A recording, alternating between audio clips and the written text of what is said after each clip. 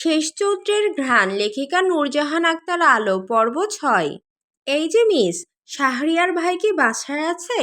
হঠাৎ পেছন থেকে কারো কথা শুনে ঘুরে তাকালো শখ। লম্বা চওড়া শ্যামবর্ণের এক যুবক হাসি মুখে তাকিয়ে আছে তার দিকে। শাহরিয়ার ভাই বলাই বুঝলো কথাটা তাকে জিজ্ঞাসা করা হয়েছে, কারণ সায়নের নাম শাহরিয়ার। তবে এই ছেলেকে চেনে না সে, কখনো দেখেছে বলেও মনে হচ্ছে না। হবে হয়তো পার্টির লোক, কোনো প্রয়োজনে সায়নকে বাড়িতে খুঁজতে এসেছে। লোকটা জবাবের আশায় মুখের দিকে তাকিয়ে আছে দেখে সেই ছোট্ট করে জবাব দিল, জি ভাইয়া বাসাতেই আছে। ডেকে দেওয়া যাবে? কথা ছিল, বলবেন মন্টি এসেছে। নামটা শুনে কেন জানি শখের হাসি পেল। মস্তিষ্কে ধাক্কা দিল মাউন্টেন ডিউ। মাউন্টেন থেকে মন্টি, এত সুদর্শন ছেলের সঙ্গে নামটা বড্ড বেশি বেমানান লাগলো। কারো নাম নিয়ে কটু কথা বলা ঠিক না, এগুলো বাজে অভ্যাস। তাই সে মনকে ধমকে সম্মতিসূচক মাথা নাড়িয়ে ভেতরে চলে গেল। এদিকে ক্লাসের সময় হয়ে যাচ্ছে, প্রথম ক্লাসটা ধরতে পারবে কিনা কে জানে। সে দ্রুত পায়ে দোতলায় উঠে সায়নের রুমে দরজা নক করলো। ভাইয়া, ভাইয়া শুনতে পাচ্ছ? এই ভাইয়া, তোমার সঙ্গে মন্টি নামের একজন দেখা করতে এসেছে। ঘুমে কাতর সায়নের কোনো হুঁশ নেই। কড়া মেডিসিনের প্রভাবে গভীর ঘুমে তলিয়ে আছে। এদিকে শখ এক নাগারে নক করেই যাচ্ছে। এজন্যই সায়নকে ডাকতে আসতে চায় না। ডেকে ডেকে গলা শুকিয়ে মরুভূমি হয়ে যায়, তবু সায়নের কানে ডাক পৌঁছায় না। শুদ্ধর ঘুম খুব পাতলা, একবারের বেশি দুবার ডাকলেই উঠে যায়। আর সায়ন মহিষ টাইপের, ঘুমালে দিন দুনিয়া ভুলে যায়। সকালবেলা হুট করে কারো রুমে প্রবেশ করা উচিত না, তাই আবার ডাকলো। বেশ কয়েকবার ডাকার পর সায়ন ঘুম ঘুম চোখে ভেজানো দরজার দিকে একবার তাকিয়ে ভেতরে ঢোকার অনুমতি দিল। শখ রুমে ঢুকতে ঢুকতে হাত ঘড়ির দিকে তাকিয়ে ব্যস্ত হয়ে বলল, ভাইয়া তুমি নিচে যাবে নাকি ওনাকে উপরে আসতে বলবো? কার কথা বলছিস? মন্টি নামের একজন তোমার সঙ্গে দেখা করতে এসেছে, বাগানে দাঁড়িয়ে আছে। মন্টিকে চিনলাম না তো। আমিও চিনি না, কখনো দেখেও নি। হবে হয়তো তোমার পার্টির লোক। তুমি বললে উপরে পাঠাবো। আচ্ছা পাঠিয়ে দে। তা কোথাও বের হচ্ছিস নাকি তুই? ক্লাস আছে আমার। ফিরবি কখন? ক্লাস শেষ করে ল্যাবে যাব, দেরি হতে পারে। শীতল স্বর্ণের ক্লাস নেই, যাবে না ওরা? যাবে, রেডি হচ্ছে। আমি আসি ভাইয়া, খুব লেট করে ফেলেছি আজ। আচ্ছা যা। শখ ব্যস্ত পায়ে যাওয়ার জন্য ঘুরতেই সায়ন তাকে পুনরায় ডেকে উঠল, এই শোন, টাকা নিয়ে যা, বাইরে কখন কি দরকার হয় বলা যায় না। এ কথা বলে সায়ন ১,০০০ টাকার নোট এগিয়ে দিল। সে ভাইয়ের থেকে টাকা নিয়ে মিষ্টি করে হেসে বেরিয়ে গেল। বের হতে হতে শীতল স্বর্ণ রেডি হয়ে রুম থেকে বের হলো। তিন বোন একসঙ্গে যাবে, ভিন্ন সময় ক্লাস থাকলেও আজ যাচ্ছে একসঙ্গে। শীতল শখের হাতে কলেজ ব্যাগ ধরিয়ে দিয়ে বুকের ভিবেল ঠিক করতে করতে দৌড়ে সিঁড়ি দিয়ে নামলো। গলা ফাটিয়ে আম্মু আম্মু করে ডাকতে ডাকতে রান্নাঘরে এসে পৌঁছালো। মায়ের কাছে ঘ্যান ঘ্যান করে ফুচকা খাওয়ার টাকা হাতিয়ে বড়মাকে বলল, ও বড়মা, আর ২০ টাকা খুচরো থাকলে দাও না। চকচকে ১০০ টাকার নোট দেওয়ার পরেও মেয়ের কথা শুনে শিমিন চৌধুরী কিছু বলার আগেই সীতারা থামিয়ে দিলেন। কিছুক্ষণ আগে ডিম এনে ভাঙটি টাকা থেকে ৫০ টাকার নোট বের করে তার হাতে ধরিয়ে দিয়ে তাড়া দিয়ে বললেন, ধর ধর, শকরা চলে যাচ্ছে, তাড়াতাড়ি যা। এই তোরা সাবধানে যাস কিন্তু। আচ্ছা। মায়ের বকুনি থেকে বাঁচতে শীতলও টাকা নিয়ে ছুটল শখের পিছু পিছু। দৌড়ে এসে ব্যাগটা কাঁধে তুলে নিয়ে বেরিয়ে পড়ল তিনজন। স্বর্ণ বিরক্ত মুখে শীতলের দিকে একবার দেখে দ্রুত পা চালানো তাগাদা দিল। তাড়াহুড়োর সময় রিক্সাও পাওয়া যায় না, আজ পাবে নাকি কে জানে। একদিকে লেট করলে সব দিকেই এমন হয়। মন্টি নামের ছেলেটা তখনও দাঁড়িয়েছিল বাগানের দিকটায়, সম্ভবত ফোনে কথা বলছিল। শখ একজন তাকিয়ে দৃষ্টি সরিয়ে পা বাড়াতেই পেছন থেকে শুনতে পেল সীতারা চৌধুরী মন্টির উদ্দেশ্যে বললেন, এসো বাবা, ভেতরে এসো, সায়ন তোমাকে রুমে ডাকছে।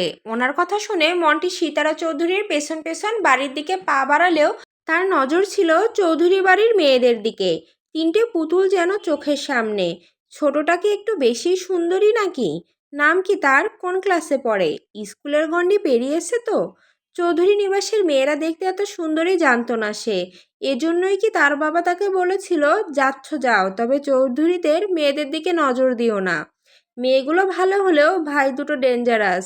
একবার যদি দেখে তুমি বোনদের দিকে তাকিয়েছো, চিলের মতো উড়ে এসে কখন দু চোখ তুলে নিয়ে যাবে, আফসোস করারও সময় পাবে না। তাই নাকি? এত সাহস তাদের? আর তাদের বিশেষত্ব হলো তারা ছাড় দেয় কিন্তু ছেড়ে দেয় না। তুমি একটু বেশি বেশি বলছো বাবা। কই তাদের নামে এমন কিছু শুনিনি কখনো। বোকারা কথা রটাতে পছন্দ করে আর বুদ্ধিমানরা গোপনে কাজ সারতে। তারা সমাজে সম্মানিত মানুষ, সামান্য আচরও গায়ে লাগাতে দেয় না।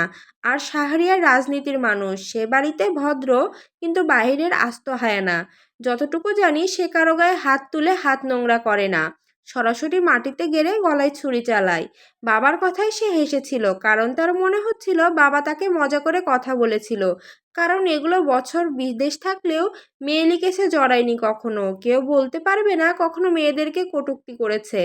এসবের ধারে কাছেও নেই সে, ভদ্রগোছের ভদ্র মানুষ কি না? তাছাড়া ইশতিয়াক ভাই তার বড় বোন আশালতার স্কুল ফ্রেন্ড। দেখা হয়েছে বহুবার, সেই সূত্রে অল্প স্বল্প চেনা জানা আছে ইশতিয়াকের সঙ্গে। সেও জানে ইশতিয়াক আর শুদ্ধ কেমন, শুদ্ধ ইশতিয়াকও জানে সে কেমন। মনে মনে এসব ভাবতে ভাবতে সে সিতারার সঙ্গে সায়নের রুমে এলো। সায়ন ততক্ষণে বিছানার হেডবোর্ডে হেলান দিয়ে বসেছে। সদ্য ঘুম থেকে উঠাই চোখ ফুলে আছে। পার্টির ছেলেরা বাসায় আসবে না, কড়া আদেশ জারি আছে। যত ঝামেলাই হোক কেউ যেন বাড়িতে না আসে। তাহলে এত সকালে কে এলো? কার এত জরুরি দরকার পড়লো যে সাদের ঘুমটার 12টা বাজিয়ে দিল? তখন দরজা খুলে সিতারার সঙ্গে থাকা ছেলেটাকে দেখা মাত্রই কুঁচকানো ভ্রু মসৃণ হলো। গম্ভীরতার ছাপ সরে ঠোঁটে হাসি ফুটল। মন্টি তাকে দেখে কিছু বলার আগেই সায়ন বলল, আহনাব তুই দেশে ফিরলি কবে? এসেছি গত সপ্তাহে। তা আপনার এই অবস্থা কেন ভাই? আমাদের পেশাতে এসব টুকটাক লেগেই থাকে। ছাড় সেসব কথা, তোর খবর বল। সায়নের কথা শুনে সে একটা কার্ড এগিয়ে দিয়ে জানালো তার বোনের অর্থাৎ সায়নের ফ্রেন্ডের বিয়ে।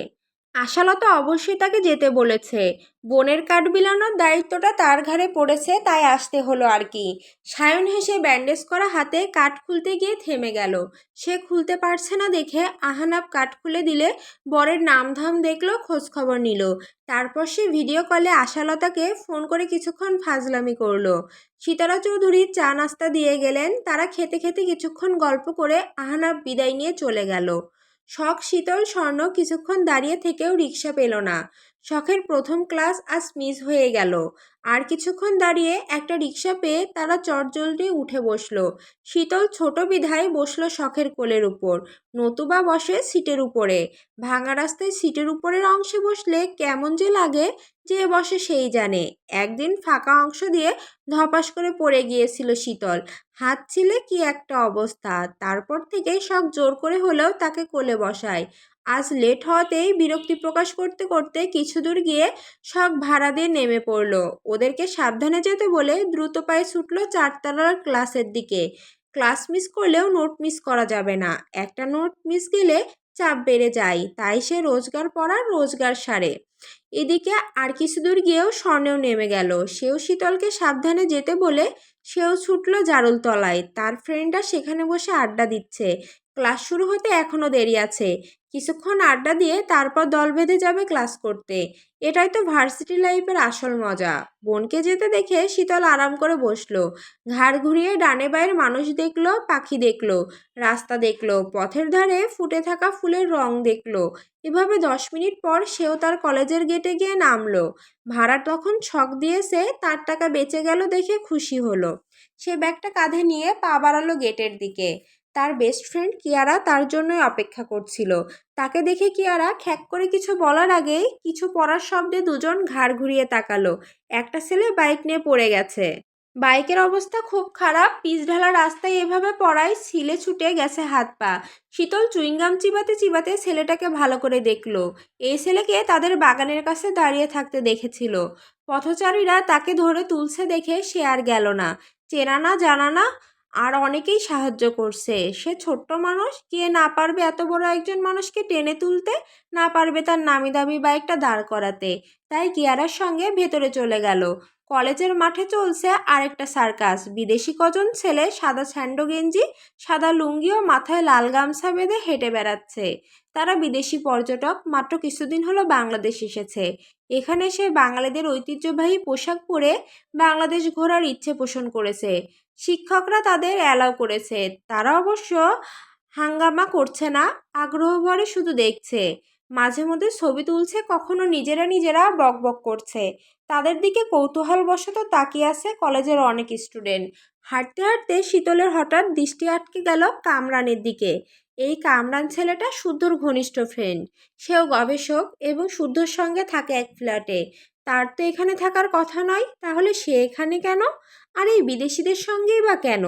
তখন কিয়ারা কামরানকে দেখে বলল, ওই ছেলেটাকে চেনা চেনা লাগছে, কোথাও দেখেছি মনে হচ্ছে। ওটা শুদ্ধ ভাইয়ার বেস্ট ফ্রেন্ড কামরান ভাইয়া। কামরান? এ আবার কেমন নাম? এমনই নাম, কিন্তু এত নাম থাকতে কামরান কেন? ওনার দাদার নাম ইমরান, ওনার বাবার নাম জুবরান। উনি ছোটবেলায় যাকে তাকে কামড় দিত, তাই বাপ দাদার সঙ্গে মিল রেখে তাই ওনার নাম হয়েছে কামরান।